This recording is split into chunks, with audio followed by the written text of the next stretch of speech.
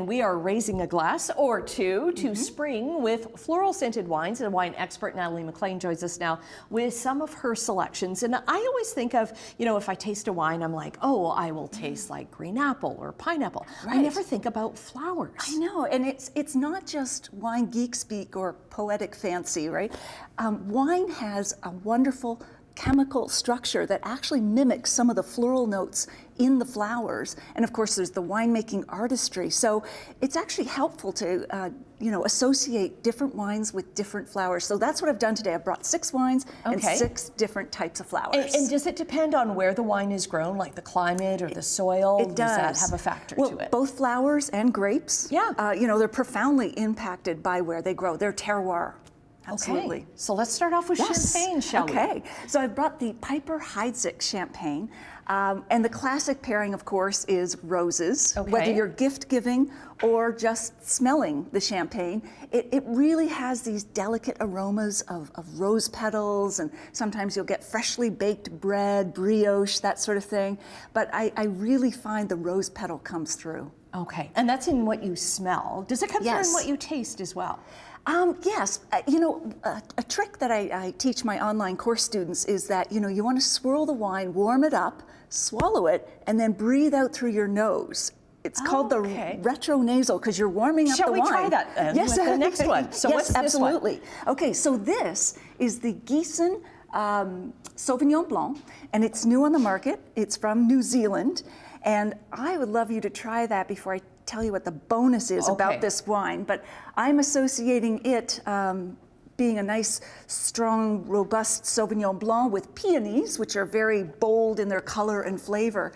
The bonus here, yes? Are you, yes, little citrus notes, a little lime zest. Peppery. A little peppery, yes, absolutely. Here's the bonus with this one, Annette. It's completely alcohol-free. There is no alcohol in that. No alcohol in this. 19 calories per glass.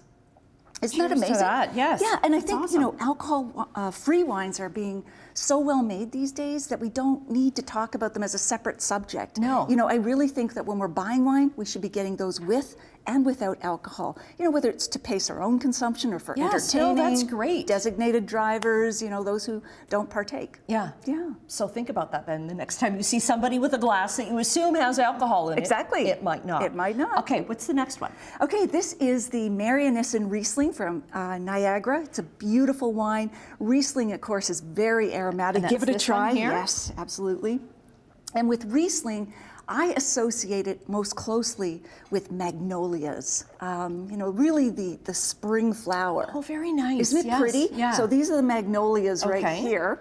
And, spring blossoms and this has got, a nice nervy, edgy acidity. I like that one. Yeah, and acidity is to wine as salt is to food. It brings forward the flavor.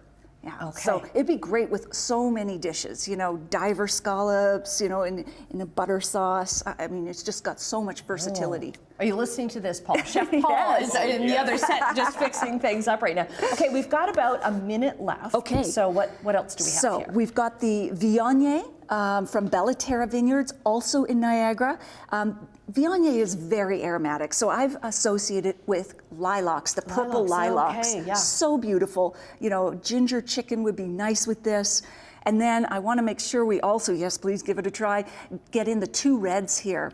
Oh, there is a definite, yes. Isn't it beautiful, the lilac-y floral notes? I like this. Isn't it nice? It's a whole new approach to wine for me. Absolutely. And finally, we've got 2 beautiful reds. Sea Sun Pinot Noir. It's made by the Wagner family in California that make the Camus wines. And it's all cherry blossoms to me. Pinot Noir often has cherry and berry aromas. This would be beautiful with like a seared duck breast or spring veggies, that sort of thing. And then I have to include the Westcott Vineyards Gamay, which to me is redolent of orchids. And all the dark florals like irises and lupins even. Awesome. It's just so beautiful. And roasted duck would also be good with that one. Okay. Yes. Flowers and wine. Two of my favorite things. Yes. Natalie, thank you so much for opening our eyes and our noses to this. Well, cheers, Annette. Cheers to you. All right.